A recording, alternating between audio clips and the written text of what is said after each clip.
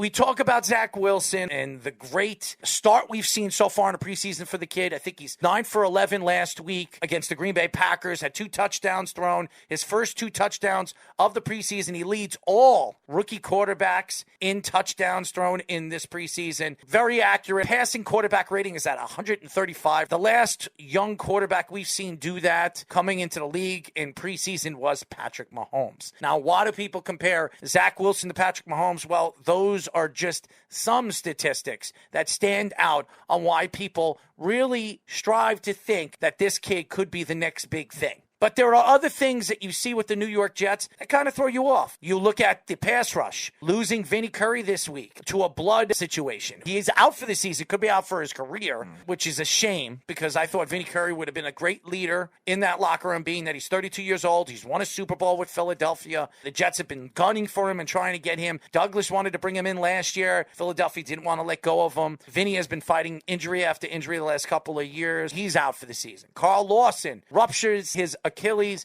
He's out for the season. So the Jets in their front line are very, very weak. They have not made any acquisitions yet in free agency or trading somebody. There were stories coming out that they were interested in Chandler Jones, Fowler. They have not made any significant moves. They're still loaded in next year's draft, so you expect them to go after a couple of pass rushers, maybe some corners, even though this past draft, at the end of the draft, they went after a slew of corners. But going into this season, the Jets right now in the front 7 are as weak as they've ever been. It all happens in the trenches. It happens in the offensive line, which Joe Douglas has built. Now, Mekhi Becton could be out for 2 weeks with concussion protocol. Elijah Vera-Tucker has not played all preseason long. We probably won't see him until the beginning of the season, so it's going to take him a while to figure something out and build familiarity. We expect Elijah Vera-Tucker, because of his talent, he's going to figure things out a little bit early in the season. But Elijah Moore hasn't played in the preseason at all either. So going into the season, there's a lot of what-ifs with the New York Jets. The only no what-if for the New York Jets is Zach Wilson. He's played very, very well. He's looked as good as what we expected him to do in the preseason. He's played against no starters. He beat Green Bay. He didn't beat anybody. And he only played the first quarter and a half. He didn't play the full game. He didn't play against Aaron Rodgers in that game. He didn't play against their top defense, the two Smith dynamic duo over there. So we have not seen that yet. And the Jets defense, they did not look good against Green Bay,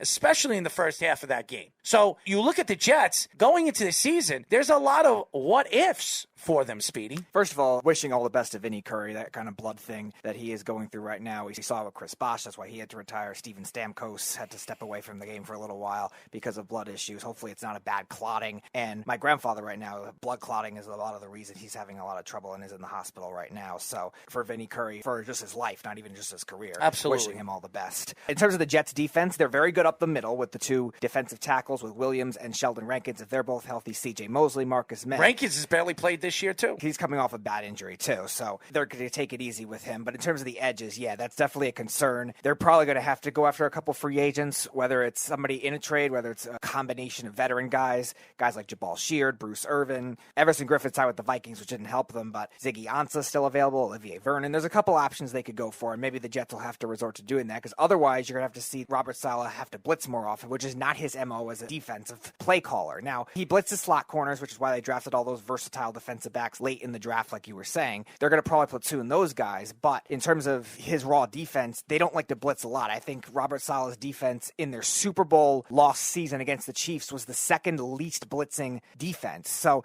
it's not really his MO to do that. So I'm sure he's going to have to do a lot of different things with this defense now that they don't have the edge rushers to be able to make that work. And in terms of the injuries, it's definitely going to hurt in terms of Elijah Vera-Tucker, because Elijah Vera-Tucker is playing on an offensive line unit, which the offensive line is generally the most unit that plays as a team. More, I'm not really worried about with him. I think they're trying to keep him out more for precautionary measures. And Zach Wilson, he's looked good so far in the little bits he's played. Yeah, you're right, it's preseason. We're not going to overreact, but he's looked good, fits the system well, which is nice. When you look at the Jets, you expect the Jets to be strong defensively and not strong offensively. Going into the season, the Jets' strength is their offensive offensive side of the ball. It's not their defense. Bring in Robert Saleh, who's a defensive-minded coach. I know they brought in Mike LaFleur, who is a predecessor, backboned by Kyle Shanahan's offense and Sean McVay's offense. This is a guy some people think is the next big offensive coordinator in the league and could be a coach a year from now or 2 years from now in the NFL. So they think that he's going to help build Zach Wilson's confidence,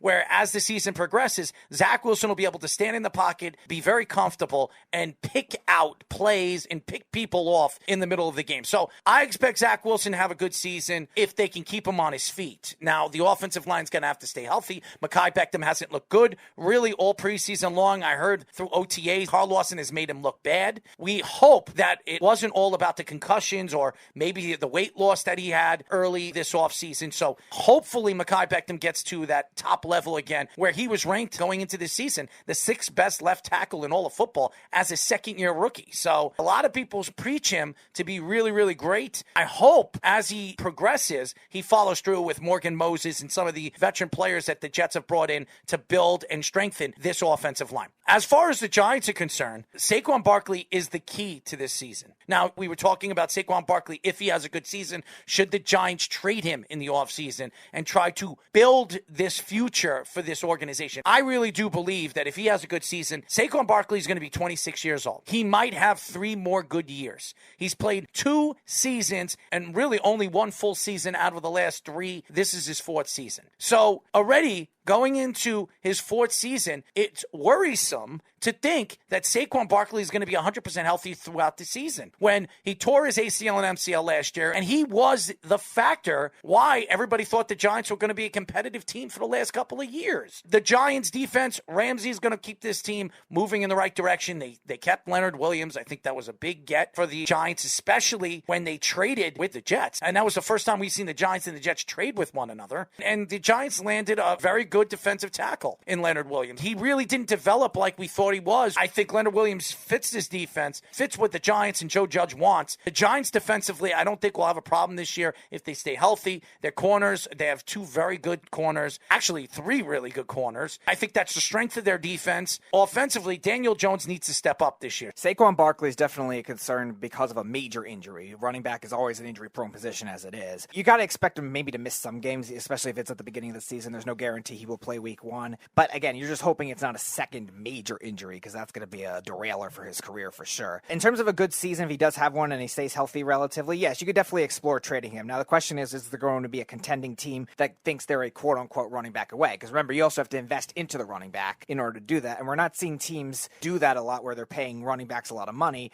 and they're also contending teams. The Titans are really the only exception to that rule right now with Derrick Henry. But a lot of the other teams that paid running backs are not necessarily obvious contending teams. So we'll have to see if that scenario presents itself. I don't want the Giants to sell short on it, but they definitely could explore it off a good season because they still need a lot on their roster. Their only huge strengths with their roster is their corners, like you were saying. The interior defensive line with Leonard Williams, with Dexter Lawrence, even some of their other young players too played pretty well last season. They need edge rushers though. They need a linebacker that can cover, and their safeties are still okay. They're not really amazing guys you could trust year in and year out, but they still need a lot on that team. So it definitely wouldn't hurt to explore it. In terms of Daniel Jones, obviously this is the make or break year. He'll be gone with Gettleman if he struggles, and the receivers, there's a lot of question marks already with Golladay hurt and a lot of the skill sets of the rest, because they really have only one type of receiver, a slot receiver type, which is concerning with the other guys they have. Well, this is Joe Judge's year. This is his 2nd year. A lot of people thought he was fantastic his first year. The Giants really broke down at the end of the season. They did not look good like they did in the beginning of the season last year. Joe Judge needs to put this team on his shoulders and make sure that this team plays fluently all season long, all the way to game 17, week 18 for the New York Giants, where they have an opportunity to make the playoffs. This division is very, very weak. The NFC East is definitely winnable. Philadelphia,